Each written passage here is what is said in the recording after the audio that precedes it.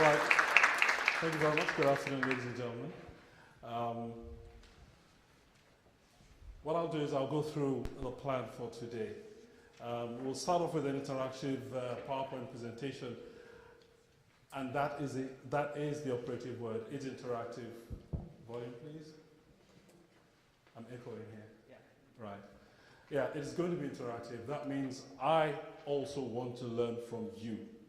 I will be asking questions. I'm not trying to show how smart I am or how smarter you are, but I need feedback from you. So this is not a lecture. I don't lecture at all. We're going to discuss. And what we're going to discuss today is taking our way of thinking from this thing called compliance, you know, the regulatory way of doing things. And there's nothing wrong with that. But what we want to do is to develop a culture of people wanting to do what they have to do. Now, why do I think a lot this way? It takes me back to when I was 21 years old, which is 2 years ago. Yeah, I know. When I graduated from university, got a job as a shift plant manager in a battery assembly plant. And one of the things I noticed straight away from the system there was a system of what I call bullying. You know, you'd have the manager go about shouting down instructions and all that. And I knew there was a better way.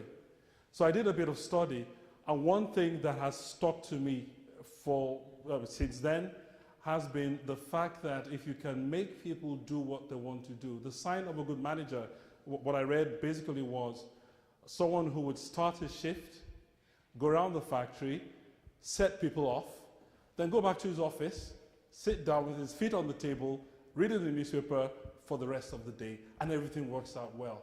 Now, that might appear to be fantasy, but it does work. Why? Because I've tried it in the cockpit and it works. I've tried it in different parts of the world and it works. I've tried it in the classroom and it works. So we need to begin to think more along these lines. How we do that, I cannot tell you exactly what to do. All I can do is to get you to start to think. I can get you to start to consider certain things that you may not have considered in the past. We have people from different parts of the world here, different industries. There is no one-size-fits-all for everything. So if you've come here to, I'm looking for the silver bullet or the diamond bullet, well, I'm sorry, I will disappoint you there. But what I will do is to get you thinking, to go back home, to begin to ponder about things that you may have not done in the past. Compliance, like I said, thinks more about obedience. Conformance, on the other hand, is wanting to belong, wanting to do what everyone does, wanting to, having it come from within. That picture, I saw it over the internet some time ago, and I thought, well, that might paint a good picture of what compliance really achieves at the end of the day. You have two people shouting down instructions. It makes no difference to the guy. We will also have a short break, maybe, if we do have the time, and then we'll move on to a case study.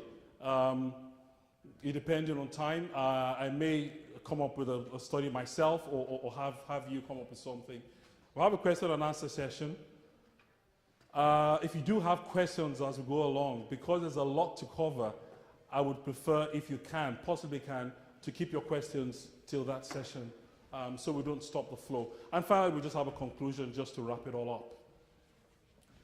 Right, what's the purpose of this summit?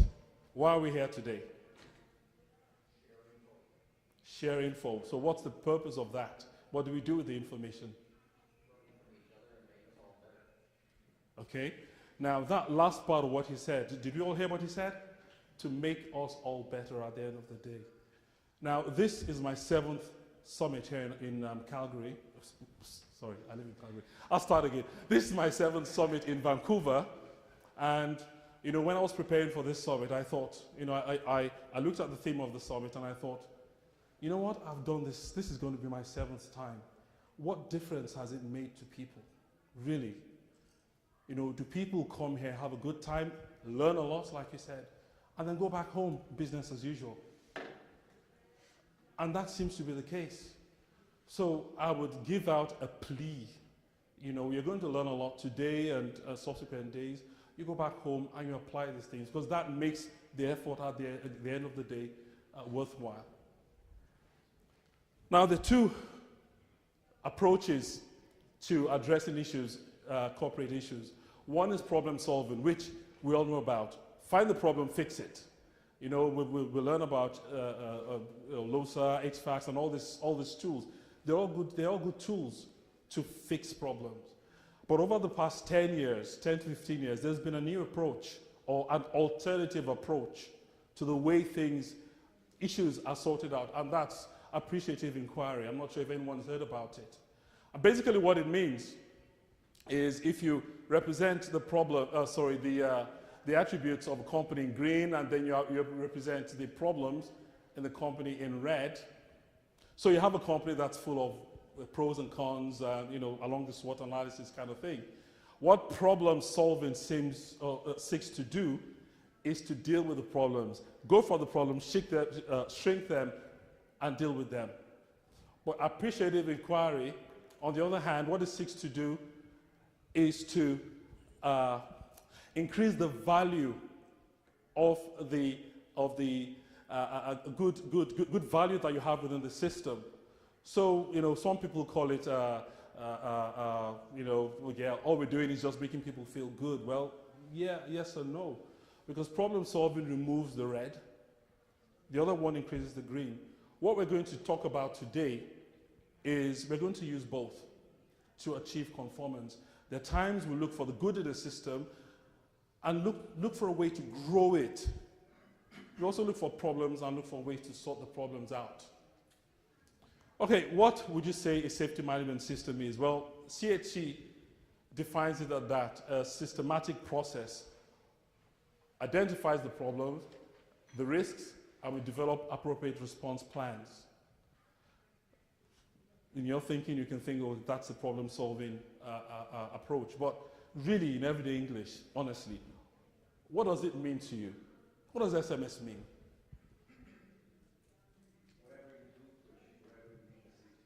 Oh, that's great. You know, I was expecting to hear a very highly technical and intellectual answer. Yeah, basically that's what it is. Now, what's the difference between SMS and airmanship?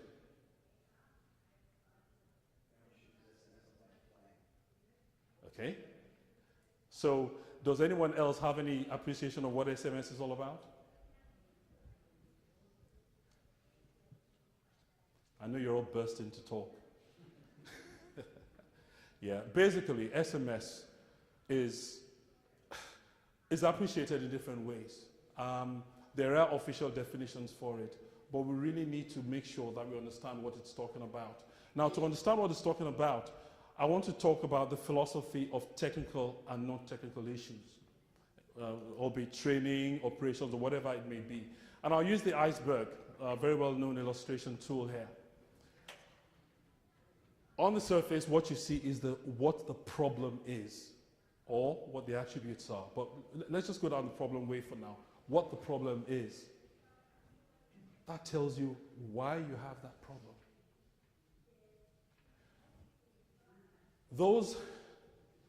That part of the system deals with technical skills, and that talks about non-technical skills. Now, a good illustration of that is, we all know what FDM is. Does anyone not know what FDM is? Flight data monitoring? We all know what it means. Now, flight data monitoring, for example, say someone crashed because he attempted to go into a loop or something, okay? Flight data monitoring would say, oh, the pilots pulled this and did that and blah, blah, blah, and the aircraft went beyond its limit and crashed. It tells you the what, but we don't know why the guy did it. Now, if I come up with a system and I say, well, tell you what, we'll have to retrain the pilots because, oh, they put the aircraft in a compromising situation and crashed. Will that help? Why not? There's a lot more in terms of failures and training is the simplest of issue that's right there. Yeah. With an accident, aircraft accident, Yeah. airline can have Yeah. issues. Yeah. Sometimes it's not about the training itself, but the way people are approved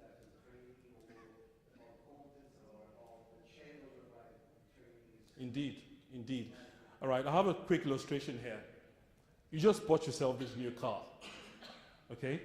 And you put on your dark sunglasses and you're driving down the highway at 200 kilometers per hour and just about to shift to the third gear, feeling really cool. And you get pulled over by a policeman and he says that.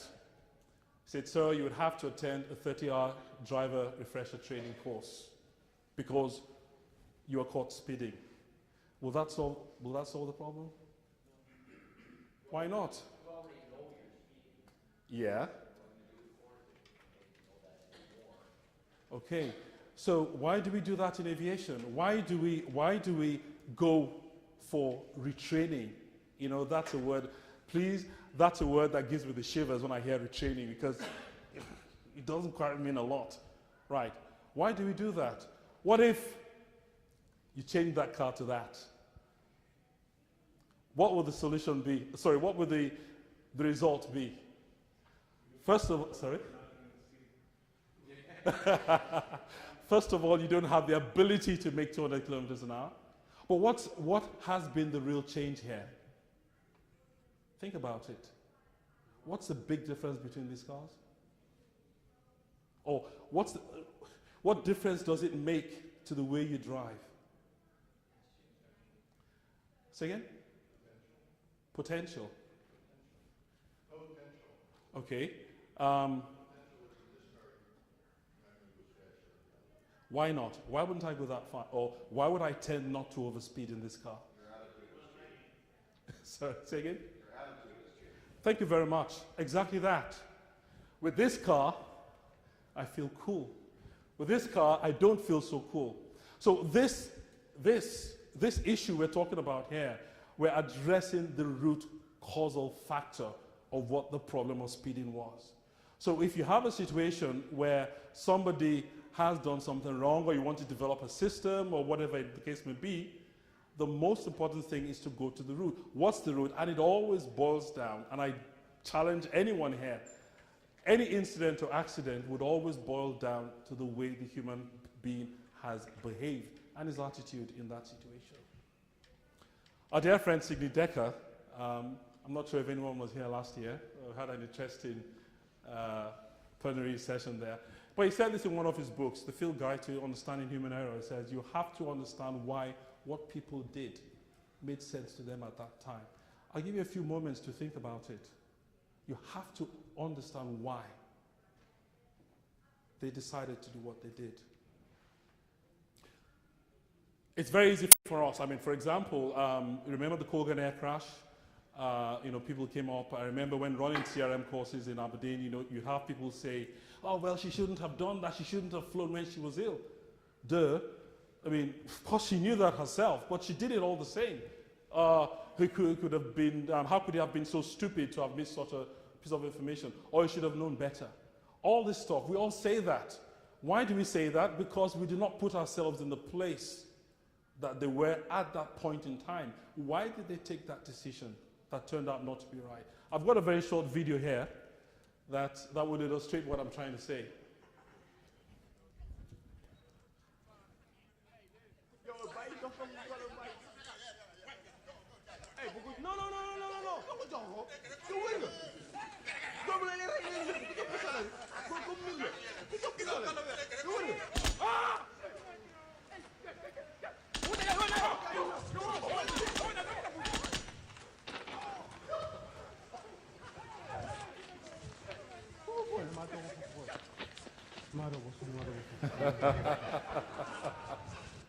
I love that video. You couldn't act it. Now we all laugh. We all laugh. Now, what would your response be to those guys? Say you're the commanding officer or whatever. What would you do to them? Beat them up or shoot them? No, honestly, what would you do?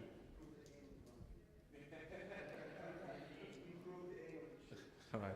So, yeah? I'd be tempted to get them to tell their colleagues why it was that felt like a really smart thing to do up until the point it turned into a really bad thing to do. Exactly. Now, why do you think they did that? What was the root causal factor? Thought it was funny. They thought it was fun. So if you want to deal with that situation, or you want to prevent that situation from happening again, you wouldn't come up with new rules. Thou shalt not hand guns over to, well, those who know the difference between apes and gorillas or whatever, call it a monkey. Well, thou shalt not hand guns over to monkeys. Well, that might solve that problem, but it's going to show up somewhere else. So what you want to do is, like we heard about at the back over there, you want to find out why. Understand what the motivational factors were. And once you deal with that, you've dealt with all the problems that could come from that. So we ask ourselves questions, when we're trying to develop a good SMS system, because it's all about trying to develop, getting people engaged. First of all, why do people in my company choose not to follow the tenets of SMS? Why do they appear not to be aware of SMS? I remember when I used to fly for CHC in Aberdeen some years ago, and we had an auditor come around from one of the oil companies and picks on one of the pilots, and says, "Yeah, what does SMS mean to you?" He said, "Texting." Now, people laughed, but it was a serious matter. I mean, to him, and he honestly meant that. It was texting. So why are they not aware of what SMS is all about? Why is it just a thought and not an innate culture? Why does that appear to be a resistance to implementing SMS at the end of the day? I'll use this to illustrate it, and we all do this, okay? We're going to have one or two trick questions very soon, but that will illustrate the fact that that's the way our minds think. You all remember this game we all used to play as kids? You have the dog on the bone, and then you have all those lines, and the whole object is to go from the dog to the bone. And you start off there, you go around, that's not it, and you go to the next one. But then what do you do as you grow up? To get the answer faster, what do you do with this? Exactly. You start from the bottom, you start from the answer and go to the question. And then you go, how could he have been so daft? For example, if he'd chosen that, how could he have been so daft to have gone for the wrong one? Because that is obviously the right one. Because we always start from the after the event. And that's the way our minds work as we've grown up.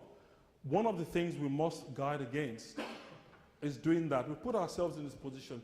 Now, I know this is just an illustration, but why do you think that dog chose that middle one? Simply because that seemed, at that point in time, to be the most logical answer to the problem. So how do we handle it? Well, we have to create a system that would help him to be presented with the most logical answer, which happens to be the right one. Now, how do we do that? I can't tell you exactly what to do unless we go into your system and see how your company works. But that is what we have to keep in mind. Willful conformance comes from discipline, or results in discipline and professionalism. I'll say that again. Discipline is not something really that is imposed upon you, really. For discipline to be effective, it's something that comes from within. And same thing with professionalism. Is it innate or is it taught? Well, I just talked about that. But this is also very important. Do these virtues have on and off switches? In other words, can I be disciplined today and then tomorrow become something else? Why do I ask that question? I remember my son, when he was a teenager, he was with the Royal Air Force cadets. And whenever this boy was going for one of the meetings, right, his uniform was always super ironed. His boots were just, they're super shiny. Everything was spick and span. He goes for the meetings, comes back home, changes into his normal clothes, and goes to his room that is, well, more like a nuclear disaster site. On a normal day, he would be in his torn jeans and, not tying up his trainers and all that. And you go, how come this guy can be both? Because at the end of the day, he complied with the rules when he went for the meetings. But is that sufficient? Is that what we want in our industry? No. We want this boy to be that way at the meetings and that way at home as well. Why? And how do we do that? Is it by forcing him, by creating legislation? No, no. We're going to look at a few tools that we have available to us. Guys, it's not just what I do, but who I am. Because what I do is compliance. Who I am is conformance. Who I am is what I will do every day, because that is my default setting. To be able to understand willful conformance, we'll go to the negative way. We'll address non-conformance. Now, what does that mean? Well, it's basically violation of policies, breaking the rules. Is it always wrong to break the rules? What? You mean I can decide to break the rules as often as I like? Okay, so is it always wrong to break the rules? Under what circumstances would you say, sir? Okay.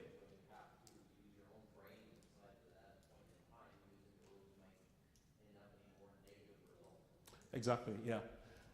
I mean, when I was in still flight, well, before going back to flying, one of the things I used to train the co-pilots on a lot, especially when going through their command training, is standard operating procedures are for standard situations.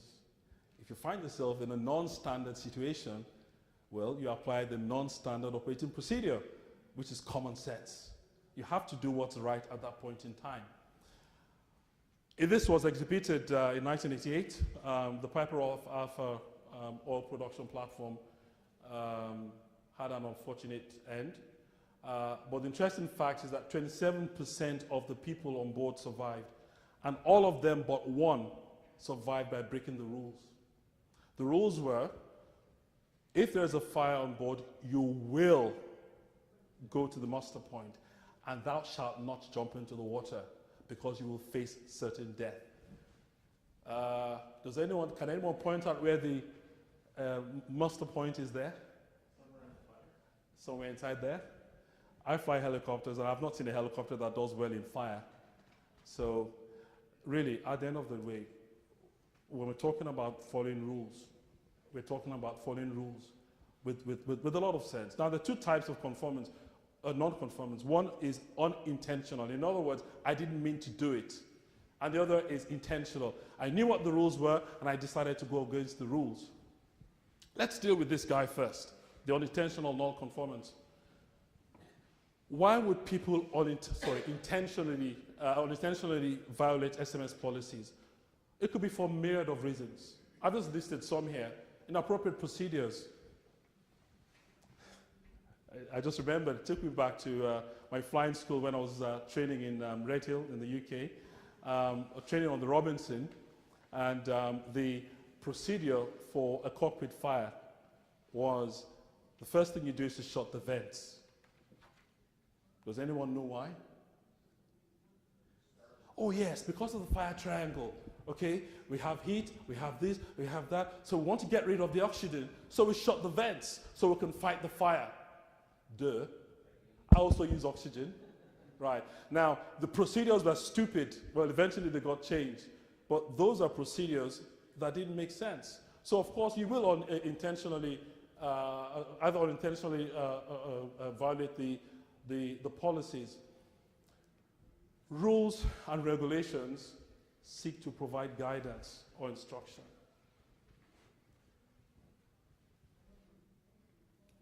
In all systems, there is, and this is very important, ladies and gents, in every system, there is an optimal level of control that you can put onto the system to make the system work. A further increase of that will end up degrading. For the helicopter pilots amongst us, is that point where you have VY, if you understand what I mean. Now, this is a very, very important fact that I have to bring to you. I remember there was a ditching in Aberdeen. There was not CHC, a sister competitor ditched an aircraft, perfectly serviceable aircraft, flew into the water. Shortly after that, I was a CRM manager then. Shortly after that, I had the aviation advisor of the big boys of one of the major oil companies, came to my office and we had a meeting talking about what next to do. And he says, yes, George, we have to get a new set of rules and we have to increase this and increase that. And I said, oh, come on, right? The rules as they stand today, if the crew had followed the rules, would they have ended up in the water? No was the answer. And I said, so why do you need new rules? If you bring up new rules or increase the rules we have already, all you're doing is trying to cover a smoke with a basket. Guess what? It's going to work for a while, but eventually it's going to seep out because you haven't dealt with the root causal factor. And does this work? Yes. Has anyone heard of the shared space oven planning system? Okay, that's good. So it's new to you. Basically, what this system does is it seeks the optimum level of control, and they have done things that would really surprise you. You go, how can that work? Because that goes against the standard way that most people think. I'll just use the graph to illustrate what I'm trying to say here. A graph of the number of accidents, just to illustrate, to the number of rules. So that is the number of rules increasing, and that's the number of incidents and accidents increasing. And most of us think of it that way, okay? The more rules we have, the less accidents we have, correct? Sometimes the prescription creep in the number of rules is because of the number of accidents. After each accident, the tendency for it to become more and more prescriptive, trying to sort out. Exactly, because that is what the graph looks like. You get to a stage, right from when you start bringing in new rules to stop problems, you get to a stage where you actually start causing more problems for the system by increasing the rules and regulations. Do we believe that or not? Yeah. So why don't we do that? Why do we keep going more rules and stiffer, whatever the case may be? A lot of companies find themselves in that situation. And it's not just companies. Systems around the world find themselves in, we have a problem, bang, another layer. And another problem, bang, another layer. Really what we ought to do is to find out why. Where are we on that graph? If we're here, of course, you need more rules. But how can we find out where we are? We'll be dealing with that very shortly. So why does that happen? Well, UK psychologists say 70% of, for example, of traffic signals are ignored by drivers. And what we want to do is to give them more liberty and more responsibility. Give the drivers, no one says throw away the rules, but you want to give everybody you deal with responsibility in the situation that they operate in. That way they have ownership of it. That way they have a responsibility. That way they're actually looking out and doing what they have to do. If you don't, this is the kind of thing you get. Now look at that. Now try to take that picture and just relate it to your daily lives or your lives at work. Is this what we want to achieve? Some people may say yes.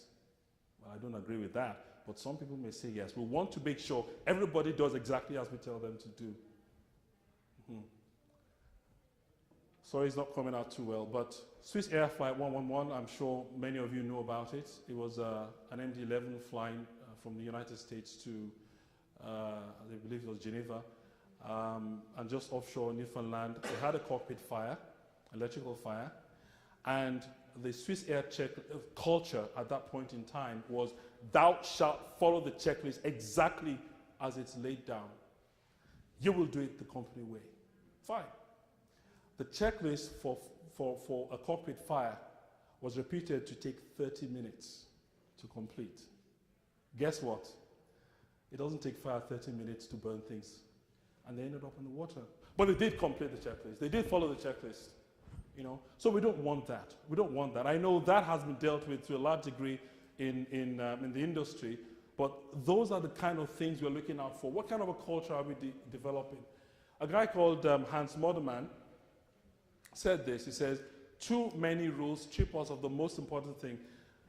We want to have the ability to be considerate the greater the number of prescriptions, the more people's sense of personal responsibility dwindles. Think about that statement for a while. The more we tell them what to do, the less they think.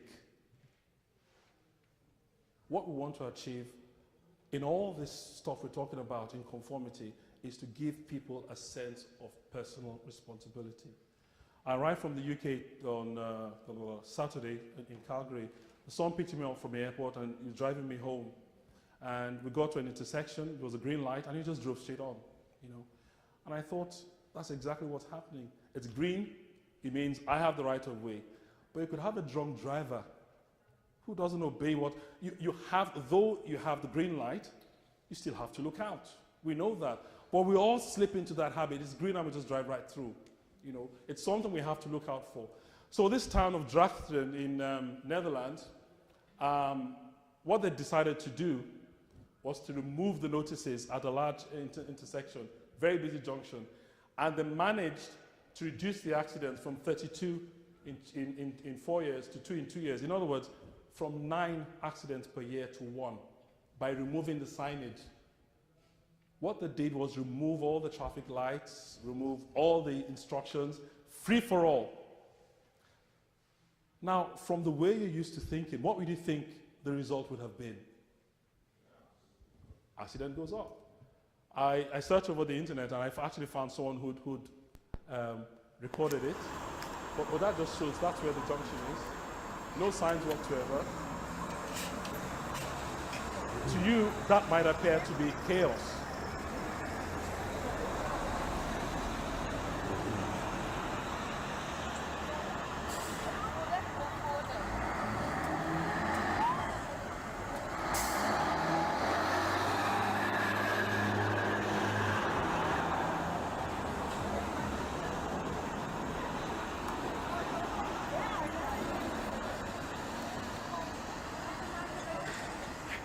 Now you can see a junction which had all the signs removed and accidents reduced. Now that has been used in all the cities, and with all of them with very positive results. So what are we saying here? I'm not trying to say you shouldn't have any rules. What I'm trying to say is that you have to review the rules you have to ensure that you are not past that the bottom of the curve. You need to assess where you are and find out exactly what you need to do.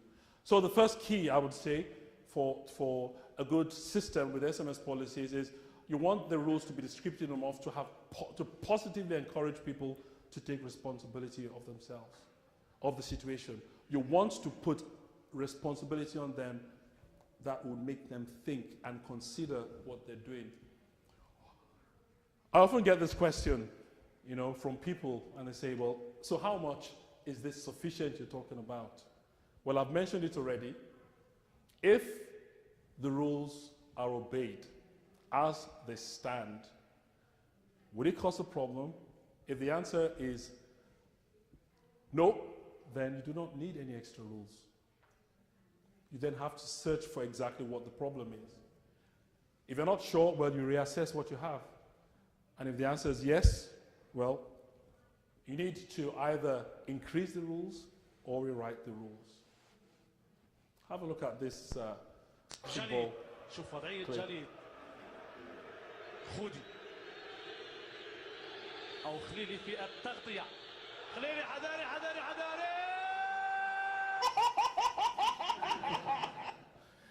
He had a whole goalpost gaping at him and he still missed. What would you do to him as the manager?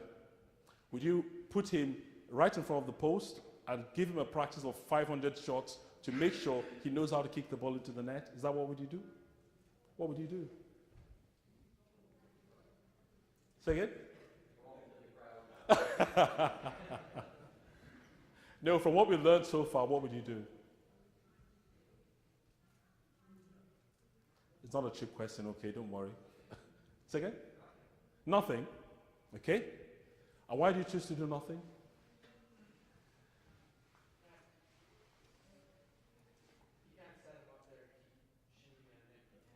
Mm-hmm. Okay. Now, that is a response, and there's absolutely nothing wrong with that. People do make mistakes.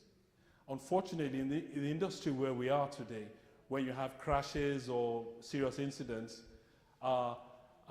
clients want to see something happen. But there are times you don't really need to do anything. These things do happen. You made a mistake. The only thing you may want to deal with is, well, look, okay, now let's work on your ability to keep calm when you're under pressure. That's all. It's not teaching them how to kick balls into the net. All right, let's go to the next guy, intentional non-conformance. Why would anyone choose to break rules? Well, I have a few video clips here. I'm not sure how the audio would come out. This. 4328, good afternoon. What's your sign code? People using MVG, so night vision goggles, flying low level. It's not squawk 0201. Foxtrot's current flow to restricted area outcome is 3044 or report ghost. Okay, make it in between there? Nope. Oh, yeah, a little fast. Look how big that is. Oh.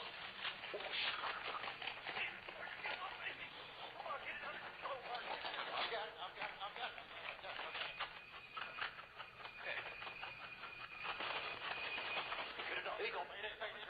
I said 4, down at Eagle. Keep it on the ground. RG 974, Roger, can you give me? Yeah, I have to apologize. The video is not too good, but I'm not sure if you heard what the conversation was as I came around the bend. Do you think I can make it in between there? Nope. Oh, your little face. See how big that is? Hey, man, I am the bee's knees. And guess what? Oops. So, yes, one of the reasons is reward for taking the non-compliant route. Yeah, you feel good. Truth is, we've all done it, and we all still do it. I did something really, really stupid, okay? I know that's hard to believe, but I did something really stupid 2 weeks ago. I was driving this was in Aberdeen, in Scotland. I was driving to work, and there was a lady behind me who was kind of tailing me, and I thought, who do you think you are? Guess what? And I was going downhill, and there was a curve at the bottom, and I forgot what the braking ability of the car was. And I had to brake so hard, the anti-lock braking system started to kick in. And I thought, look, I saw the corner coming up, and I said, now your slogan looks so stupid, okay? The lady's going to drive past you, she probably is going to laugh. What were you trying to achieve, you know? Now, if I had I did succeed around the bend, but then what I was trying to do then was to get my ego up, as in, how dare you? Don't you know, blah, blah, blah. So we all do that. You could also have a poor culture of workplace discipline. And then have a look at this video. Just have a look at that lane, sorry.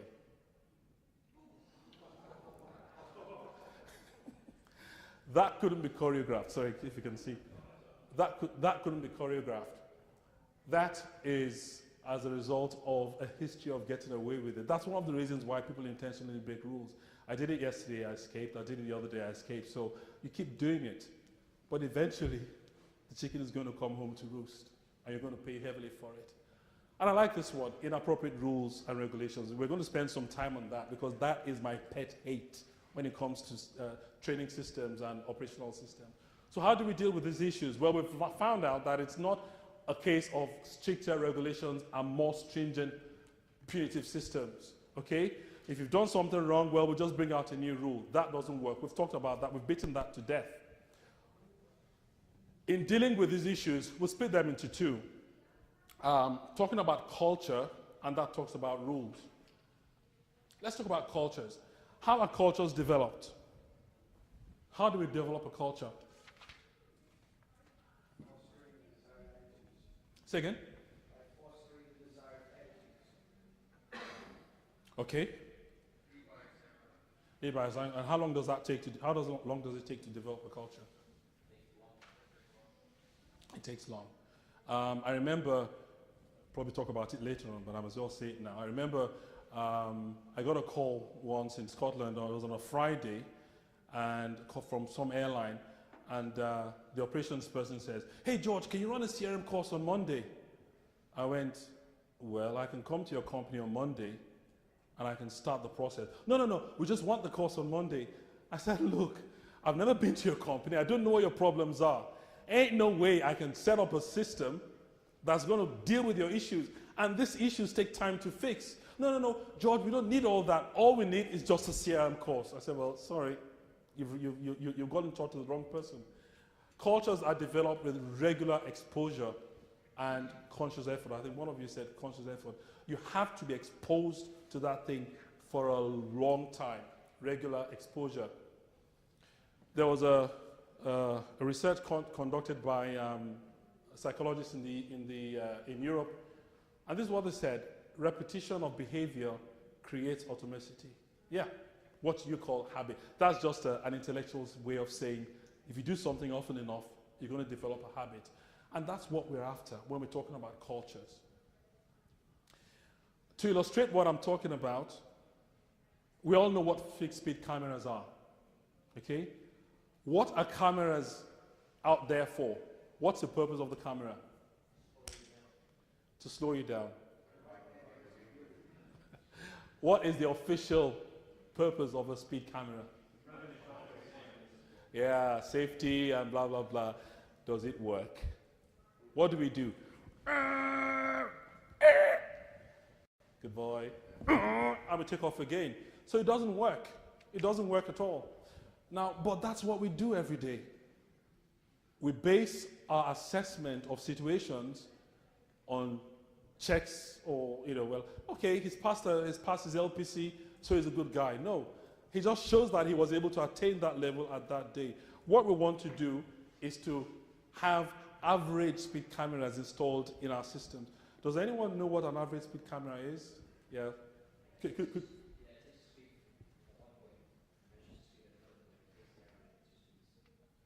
Not quite. Very close. Does anyone? Exactly. So what they do is, at the, you have them at different distances. I don't know, 2 miles or whatever. But you have them at different distances, and it checks and clocks your time at the first camera, and it clocks as you go along. Now, there's no way you're going to. You couldn't go slowly and then speed up and slow down again. It doesn't matter, because it knows that you're getting there too early.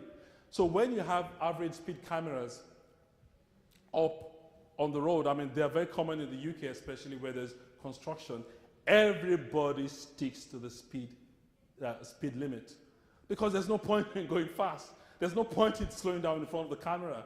If you want to go fast, then the only way to escape that is to park and wait for the time to elapse and then continue. You haven't gained anything. So we want to install, and I'll use the inverted commas, we want to install average speed cameras in our system. When we're drawing up an SMS system, we are using that to develop a culture.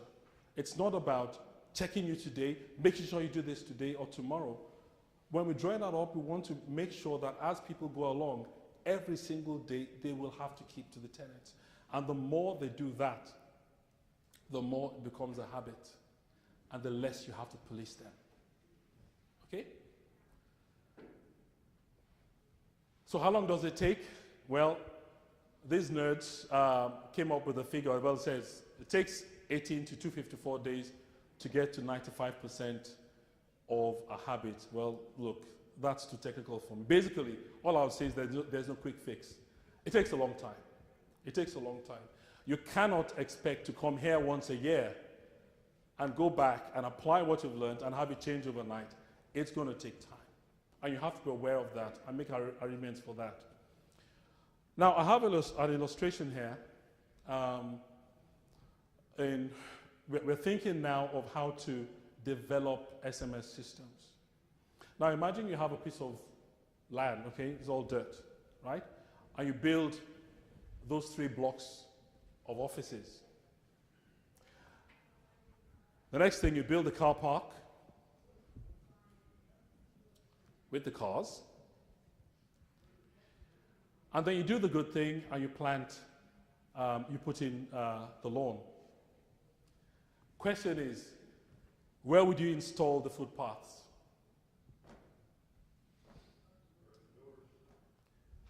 What did you say? Where the doors are, okay. And you have 3 answers. You don't put the footpath in yet, you wait until you see where people walk across the grass. Wunderbar. And why would that be? Why is that the smart? Did you hear what he said? Why?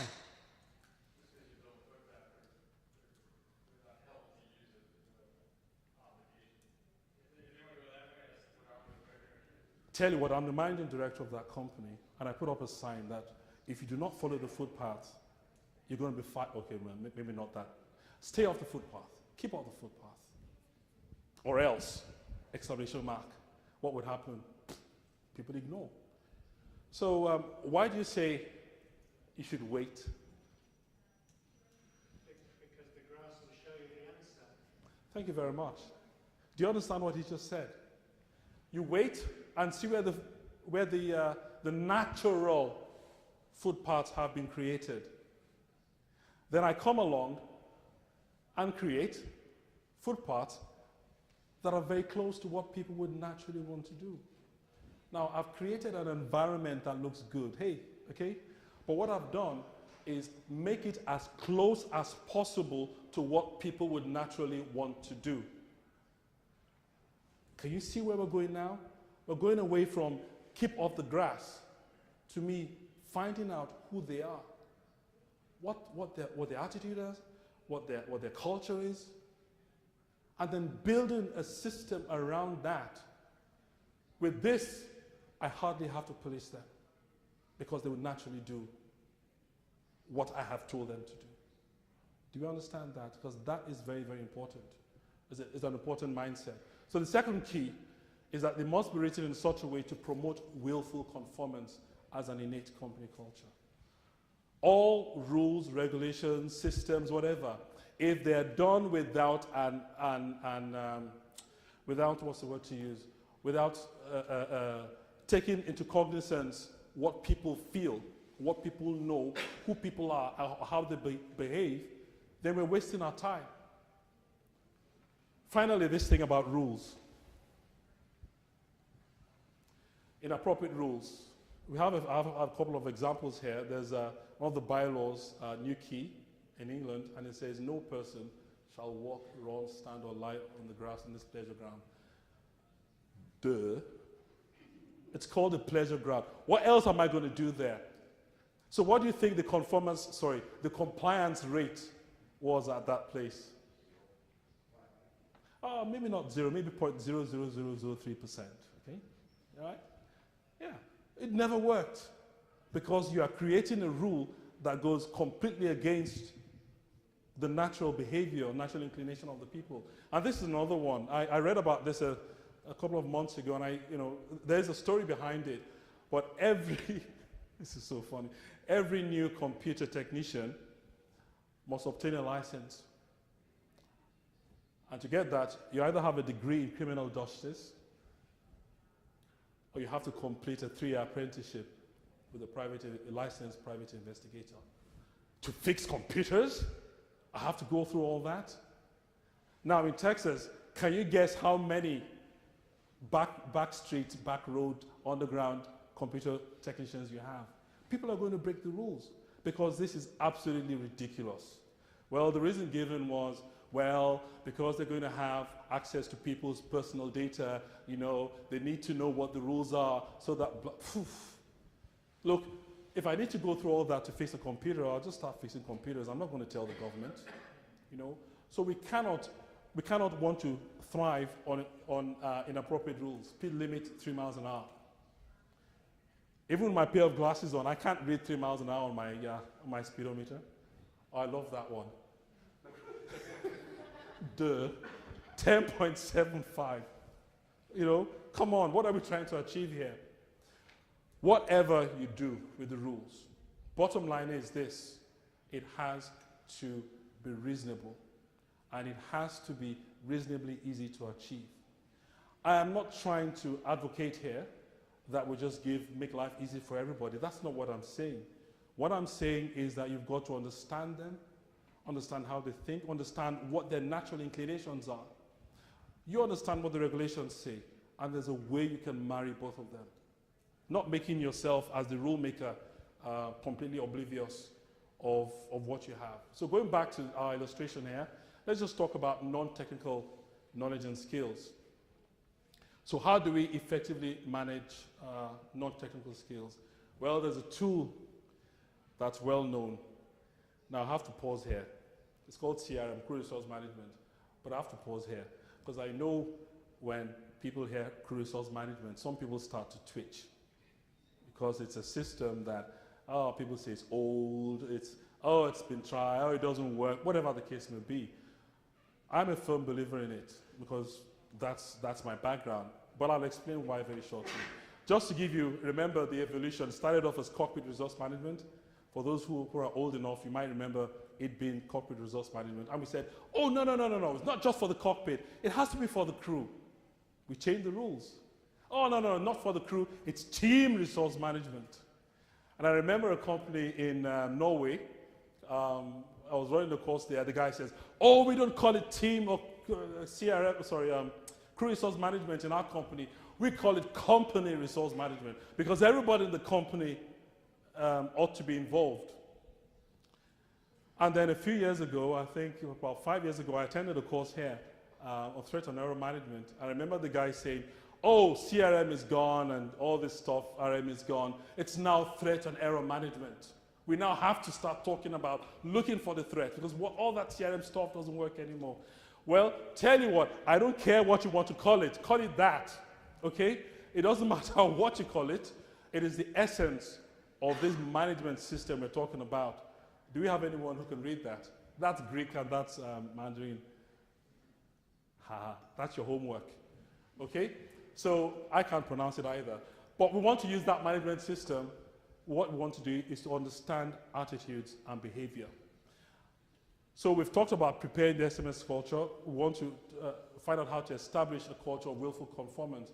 And these, you may recognize these concepts that are the tools that are used in CRM. Now, how exactly it works, I mean, we don't have time to go through all of them. We'll just go through two of them. And just to give you a few pointers to what I'm trying to talk about now, just watch this video, please. Thanks. Have a good day. Mr. Delaney's office. Oh, hello, Mr. Delaney. You're not feeling well? I'm sorry. Yes, I can have that ready for you, and you'll be stopping in to pick it up? Oh, you'll stop in tomorrow. And what about the big presentation today at 2 o'clock? Absolutely, I'll have him conference you in from home. Okay. Feel better, Mr. Delaney.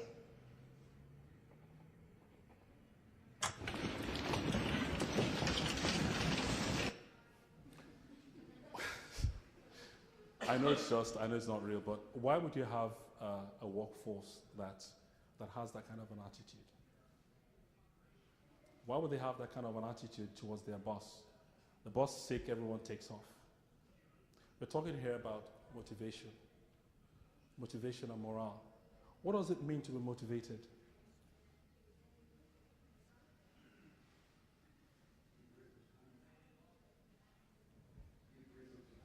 To give reason to move, okay.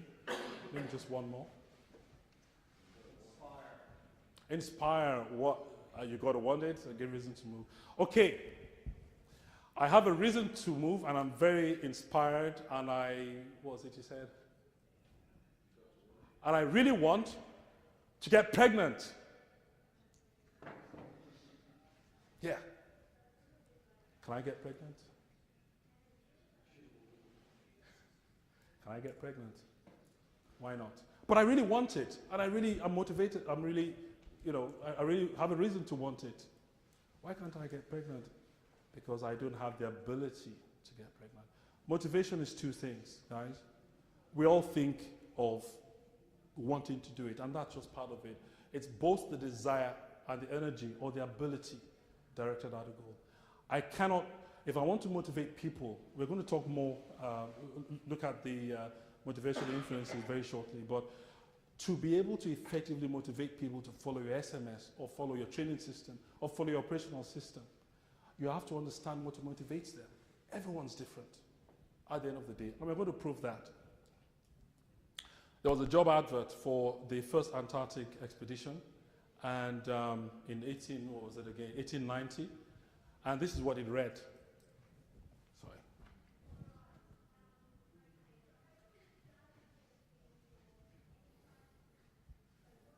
Hands up who would apply for the job. Come on, guys. No one? Well, what if I tell you that in 1890, they needed, it was about between 80 and 90 people for the trip, and over 900 applied. Would you believe with that advert? Well, you might not believe, but it's the truth. Why do you think that was? Exactly. That was the motivational force. That was the motivator for them in 1990. Honor and recognition. What's the motivation today? Money. So if I put up an advert in 1890 going, hey, you're going to get paid whatever, $1 million or something, and the guy would go, and what's the honor there? So when we're talking about motivation, there is no blanket rule to motivating the people who work in your organization to do what they have to do. You have to understand what's important to them at that point in time. And I think someone talked about it at this session this morning, understanding what's important to them. And that's what you want to sell to the bosses. If you want these guys to take up what you're trying to sell to them, it has to be important to them. It has to be of a good, adequate motivational influence to them. Now, there are generally 5 different types of motivation that people tend to talk about in the industry. We all know about achievement motivation. Achievement motivation basically means, well, I'll use myself as an example. When I started flying, achievement motivation was I want to get my 4 bars. And I flew like a madman. I would go to work on a day off, right? Sit around in the crew room and wait for any captain who didn't feel like flying. Bang, I was straight into the aircraft. And I flew like an idiot. Then, that was in Nigeria then. My first year, I flew 951 hours. Okay, the limit then was 1,000. It's now down to 800, right? But it was 951, I never forget. Guess what happened when I hit 3,000 hours, which is the number of hours you need as a captain? Guess what happened? Yeah. George now started looking out of the window and going, oh, looks like it's going to rain next week. Sorry, can't fly. Yeah, I lost my motivation because it was based on achievement. And that's what it is. If that's your goal, when you are below the goal, your motivation goes up. You hit the goal, and what eventually begins to happen? It eventually begins to go down. So is it a very good tool to use? Yes or no? As long as the achievement is ahead of you. You also have satisfaction. I just like the job. I like going to work, I like the job, and that's what keeps me going. Incentive, money. It has been mentioned this morning already, but let's just talk very briefly about money. How effective is it as a motivational tool?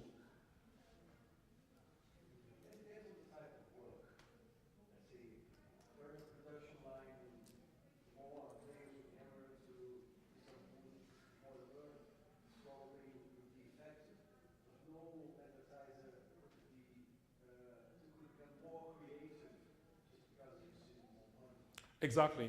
Now, what does it mean to be rich? I know that sounds like a stupid question, but yeah, but what does it mean to be rich? If I say I'm rich, what am I saying?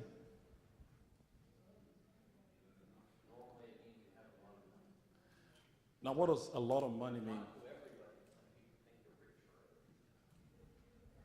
Basically, if I may describe it this way, if your funds exceed your needs, then you are rich, okay? I know that's a very simple blanket way of describing it. But if you look at it that way, I have more money than I need. That makes me rich, okay? So that's what I can call, the richness or reachability factor, if you want to make it sound very technical. Now, we are all under the illusion, except me, that when we increase the funds, we're going to be that much richer. Is that the case? Nope. Because our needs go up. And in many cases, our needs exceed the funds we have, and we become Mr. Poor. So what we want to do is it doesn't matter what you do with the people in your organization or how you motivate them when it comes to money. All you want to do is to achieve a situation where their funds exceed their needs. Fair motivation. If you don't do it, you're fired. Okay? That works today. And I say the same thing tomorrow. And I say the same thing the day after. Eventually what happens? It becomes ineffective.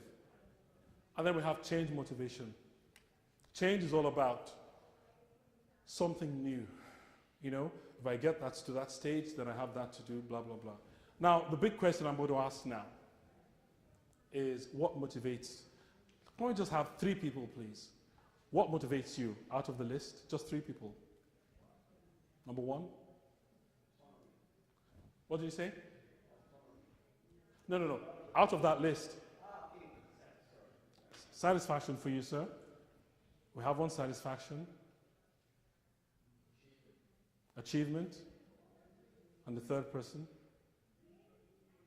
Come on, let's have a lady. No pressure. Let's have a lady.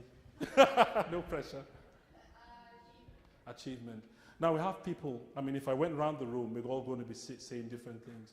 Now what does that say? That just tells us that I cannot decide in my office, sitting down, and decide to draw up a system that would make people do what I want them to do without getting to know who they are and what motivates them. It is that important. Change management is a system which seeks to mitigate the risks involved in changes. And there are generally 5 components, right? Identify what changes you need. You want to communicate the changes to be made, staff buy-in, implementing the changes, and assessment at the end of the day. Out of all these, which one would you say is the most challenging component to manage? Everybody knows that. Staff buy-in. Why is it so hard? Sorry, is it? Nobody likes change. Why is that? Because it takes effort. We have a pilot in Aberdeen today, because I went back to fly as a contractor, but there's a pilot who was on the Super Puma L2, and the aircraft basically has gone off contract. So he had to get a conversion onto a 225 or S92. But you know what? He preferred to retire. He says, because I can't take changes anymore. Okay? He would have had another 5 years, but he preferred to retire. So people do not like change. But how do we well, there are times you have to have change. So how do we address that? How do we get staff buy-in? And why do we need staff buy-in?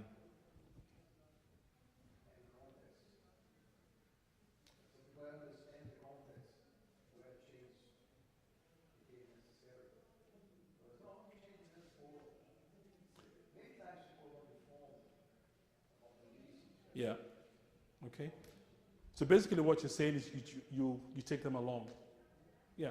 You cannot start a change. You cannot drop a new SMS, sit down in your nice, cozy office, drop a wonderful SMS manual, and here you go, bang. That's what you're going to follow. It ain't going to work because you need to have them follow you along. So let's have a case study. I won't mention which company this is, but some of you might be able to work it out. I remember speaking to the vice president of a certain company about the way procedures are rolled out and the way they're designed for the company. So you have regulations given by the authority down to the company. The company now comes up with procedures in an international company that sends out different, sends out the rules to different parts of the world. Now there are 2 options. Now you need to listen to this very carefully. There are 2 options in which we can approach this issue. One of them is to have a homogeneous set of procedures. In other words, I can take this checklist or whatever it is from wherever, Canada to Australia, and they have exactly the same checklist. Or I can have a system where we have homogeneous goals. Do you know the difference? Which of the two would you say is more effective? Sorry. Eh? Why?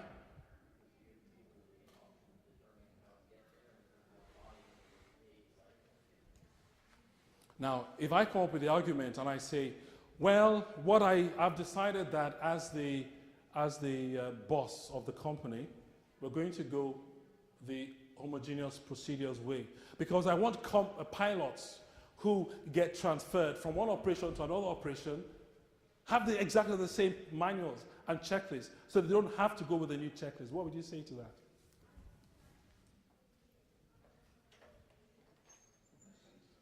Does that make sense, eh? They're moving around, it makes sense. Okay. How hard is it to make adjustments to following a checklist? Not very hard. Exactly. And I'll give an example. Well, I'm not with the company anymore, but this is when I was at Bristol, my early days. Was posted to Nigeria, and we had a big boy come from the North Sea. You know, in Bristol then, you know, the guys who flew in the North Sea were God. You know, they were like astronauts, you know what I mean? You know, they're North Sea people, North Sea commanders. And the standards guy came, and he was going through the process of standardizing us worldwide. I was flying with him, and I went through the after takeoff checks. So I read it out, altimeters, blah, blah, blah, bugs, anti-icing, and I skipped it. And I went on to the next one, which was the radar. He said, hey, stop. You haven't done the icing checks. I went, I beg your pardon? He says, it's standardized in the company now. You have to do the icing checks. I said, the OHT is 32 degrees Celsius. Ain't no ice here, sir. You know, well, you still have to do the icing checks because that is the company standard. Okay, right. Okay, anti-icing. Right, no signs of ice. Duh. Now, what do you think, what effect did that have on me? Did I do it in a compliant way, or did I do it in a conformance way? Compliant. But guess what? Did I do it the next day? No, because I didn't believe in it, because it was stupid. And I still think it's stupid, by the way. So, yes, anti-icing checks. So tell you what, we send out a checklist to the tropical part of the world where there's no ice, and we take it out.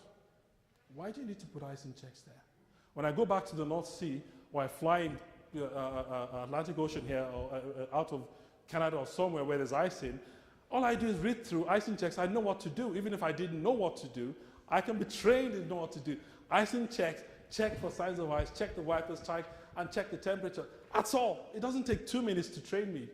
So what we want to do is to ensure that whatever we do, at the end of the day, whatever we do, we are creating an environment where people want to follow the rules. And we do that by understanding who they are, what they need to achieve, what makes them tick. Remember the car park thing, and the footpath thing, rather. We know what the regulations state, and we marry both of them.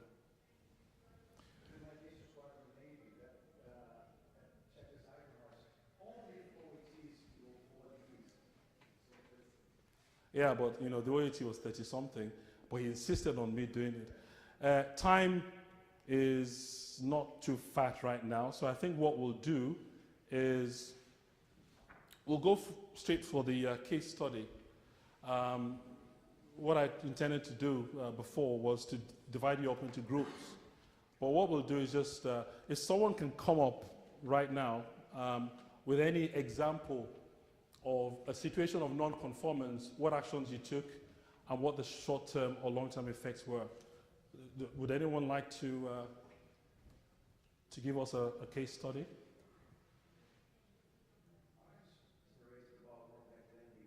Yeah.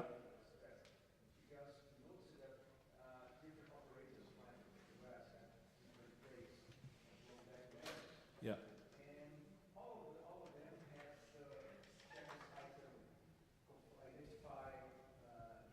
Yeah. But only a few operators had detailed instructions of how to comply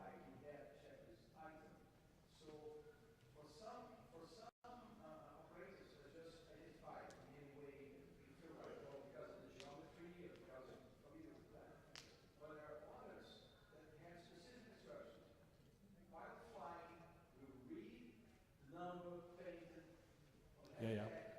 And in loud clear voice, identify with monitoring, we will confront that against his flight plan.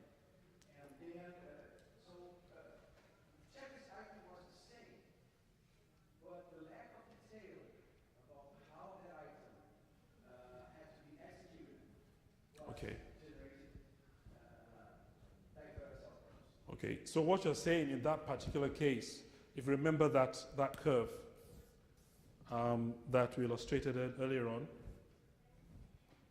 what you're saying in that particular case is that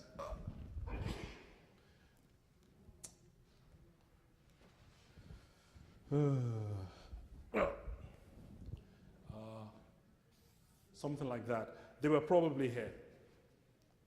They increased the number of rules or the type of rules to improve the safety levels or reduce the incidents and accidents. But how do you think they would have been able to find out what was enough? Based on the number of events, they said, that was a clear case where the lack of detail of how to execute. Okay. Yeah, and that's great. You know, I have been talking all the while about reducing the rules and whatever, and I'm very glad that came off, because that doesn't mean, I'm not saying that we just go back home and throw the books out of the window. That's not what I'm saying. What I am saying is you have to find where you are on that graph and know whether you reduce or whether you increase. All I'm trying to say is that it's not always a case of increasing the rules all the time. Okay?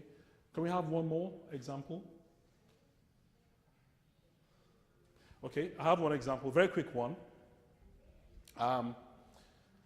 In one of my recent previous positions, I was trying to develop a system to improve the standards. I was dealing with a company that they had this cultural cockpit gradient problem.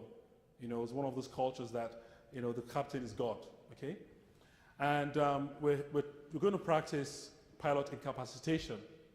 So I told the crew before the simulator ride that at some point, or during this training, someone might be incapacitated, and remember, you should do exactly what you're supposed to do as a pilot.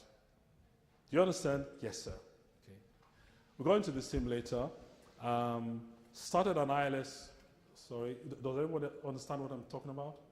Started an approach to the runway, okay, in bad weather, fog, and the co-pilot was flying, okay? Halfway through the approach, I disconnected the co-pilot's intercom, and I spoke to the captain and I said, when you get to the bottom, when he hands controls over to you, I want you to, when you take the controls, start doing something stupid. What I want to see is to see the co-pilot grab controls from you and recover the aircraft. So plugged him back in. So he got to the bottom, the captain says, yeah, I have the runway visual, I have control. So he took control and started to deviate from the runway, heading towards the tower. And all the co-pilot did was, looking at the captain and wondering what he was doing. I went, oh God. So the captain missed the tower and started heading for a tree. Just before we hit the tree, can anyone take a guess to what the co-pilot did? He just went like that. Oh man, I went ballistic. Okay, I lost it then. I don't often lose my temper, but I was really, really mad. Why was I mad? I thought, you know what? You've got a set of controls. You know what you're supposed to do. I have reminded you, you prefer to die than to take controls of the captain. Yeah, I really shouldn't have got upset, because what happened there was the fact that the procedures were in place, compliance, everything was in place, but we had still not dealt with the issue of the boldness on the part of the co-pilots to be able to say, well, Mr. Captain, you're probably flying before my grandfather was born, but guess what? You're messing up here. I have control. Get off the controls. I'm now in charge of the flight. So it is a big issue that we really need to spend time understanding what people do, what they do. We have to understand why. It's not enough to drum it into their heads, but we have to understand why. Okay, very quickly, do we have any pressing questions? Yes, sir.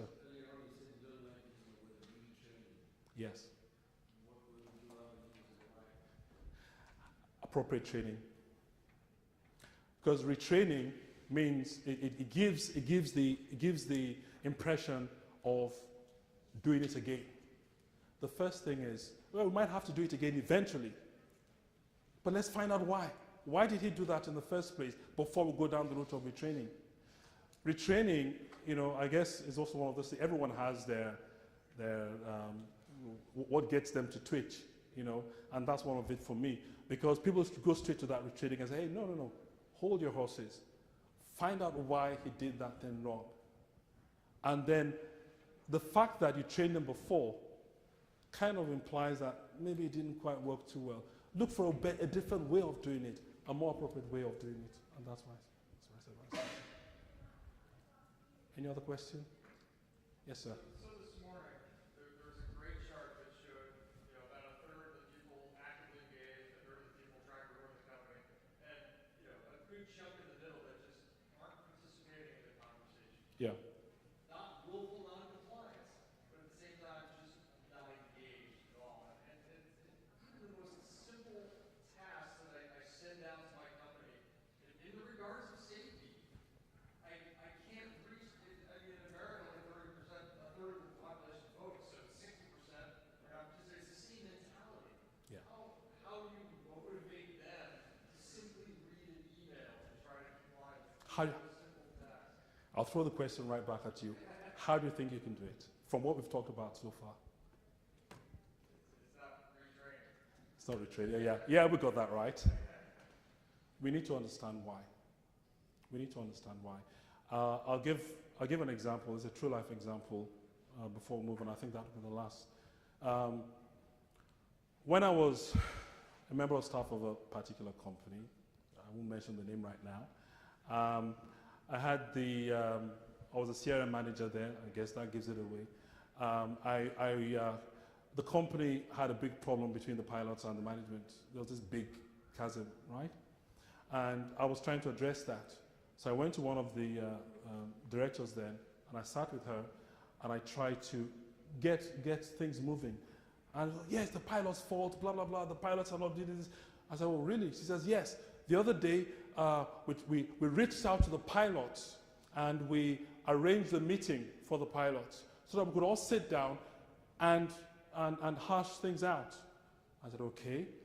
So I said, so how did you invite the pilots? Yeah, I put up notices on the notice board, but no one turned up. Duh. So I said, okay, if I tell you now that you get an invitation from Mr. Lu Qingpang from China, right, and he's inviting you to his daughter's wedding, would you go? She says, no. I said, why not? I said, well, I don't know who he is. Ta-da! That's what the answer is. Why should they don't even know who you are? Most people don't even know. I mean, you may sit in your office thinking that you know everything's okay, but these guys don't even know. They don't even have a relationship with you, and that's the answer. They do not have a relationship with you. You have to understand who they are, develop and what makes them tick. Develop a relationship with them. Then they start getting involved because it becomes their own. It's not a company I work for, it's a company I work with. Now, how you achieve that, I can't talk to you about that right now because I need to sit down with you, visit your company, speak to the people, understand what the issues are, and then we start working from there. All right, sir. Finally, for the conclusion, the theme of the summit this year is all about getting people to engage, get engaged. And I like your question because it's the same thing. How do we engage people SMS? Well, we've talked about the first key. We want to have a system which positively encourages them to take responsibility. I'm not just telling you what to do. I'm also asking you to do things that will make you want to take responsibility. It has to promote willful conformance, and it has to be reasonably easy to achieve. If you make it difficult, no one's going to follow it. All these three come up and make up those two words, which I love very much: professionalism and self-discipline. And these are achieved by developing a relevant SMS system. The gentleman over here was talking about why do you say you don't like retraining? Well, it has to be relevant. Retraining, if it's not relevant, then it's useless at the end of the day. It actually causes more issues. Carry out an appropriate change management of managing how you introduce this SMS. That is absolutely 120% vital. Because if you don't get it right there, and you get people to develop that resistance towards it, you have not an uphill task, you have a cliff to climb. So it's absolutely essential to get that right. And then you have to have an appropriate training system that introduces it. Now, how does that work? I will use the training process to illustrate how we want to introduce this. In the training process, you have the trainer and you have the trainee. Okay? And his job is to pass information across. There are three things that that are imperative exist. The first one, obviously, is the knowledge base. The trainer has to know what he's talking about, okay? But is that enough? Well, you know, I'm a training captain and I know every single thing about the aircraft. I know all the part numbers. I can tell you what page, whatever procedure is on. Yeah, my knowledge base is great. But does that make me a good trainer? Why not? Exactly. We need to be able to communicate. We need to be able to communicate. And the very, very important one, which people tend not to think about, is that you have to create a fertile ground. In the UK, you know, with the old CRM system, you know, with CRM trainers, there are a number of requirements that the trainers have to qualify as CRM trainers. And one of them is that, to be able to get the people comfortable with you. I'm not saying be Mr. Nice Guy, but the guys have to trust you. They have to be comfortable around you. It's not a case of putting on the half-rimmed glasses and looking down because I am the big boy, I'm the training captain. No, you want to make them feel comfortable because that's the only way they can learn from you. I call that the training tripod. It's got 3 legs, and all the 3 legs are equally important. It doesn't matter how strong you make that, or that, or that. They all have to be up to scratch. As the same thing with introducing an SMS. It has to have the meat in it. It has to have, yeah, obviously, satisfy the requirements, the regulations of the authority, satisfy the requirements of the client, etc. But it has to be written in a way that people understand it. And it also has to be in a situation where people actually want to. There's nothing as important as dire as neglecting that. Because just like in that case, if you don't have a fertile ground, you can communicate as much as you want. You can have the best manuals in the world. If the people don't feel comfortable with the fact that you, the boss, have given me an SMS manual to operate with, if I'm not comfortable with you, I'm not going to do it. I'm not going to do it. Remember, rules, regulations, and procedures are not definitive answers to all problems. They are just tools. They are just tools. For true engagement, to create a culture of willful conformance, the procedures have to be appropriate. Guys, there is nothing effective in going off the shelf to buy an SMS system and introducing it to your company, because it won't be appropriate to your company. Everybody is different. There is no one size fits all. All right, yeah, CHC has a good SMS system. Tell you what, copy and change CHC to whatever, Water Helicopters Limited. It won't work because it's designed for the company. You want to have a system which consistently repeats the things that you're trying to pass across. You have to have a full understanding of what non-technical skills are all about. It is a entirely different field for most people right now. Most people are used to technical. Yeah, okay, put the systems in place, put the software in place, and bang, we have everything sorted out. No, you have to understand why what people did made sense to them at that time. I just love that statement. I sleep with I just love it because it just tells the story entirely. And finally, you have to have an appropriate level of control. If you control too much, you get the kickback. You also could get to the other end where the people just go and just follow the rules without thinking.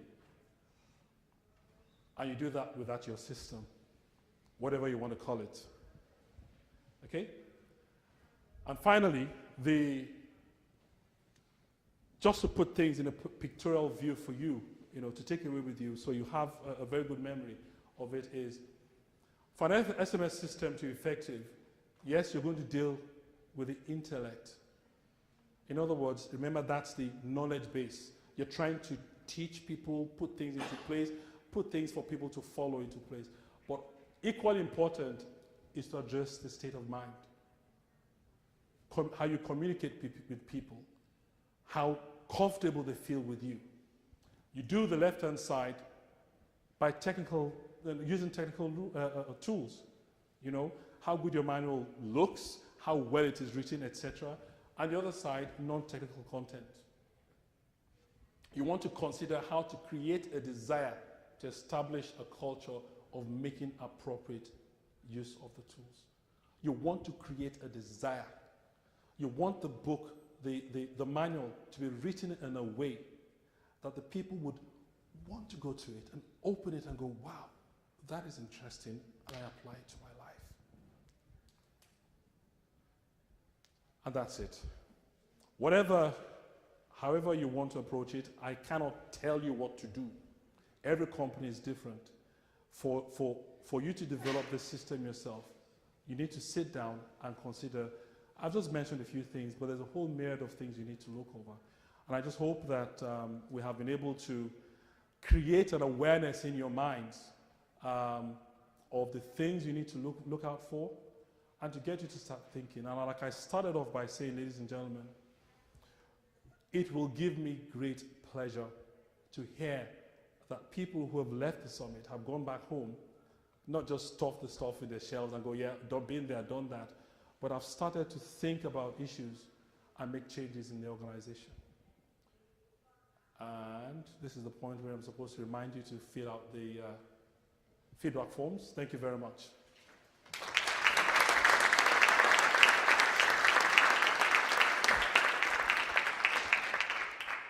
behalf of CHC, we'd like to present Mr. Santos with a small gift. Thank you.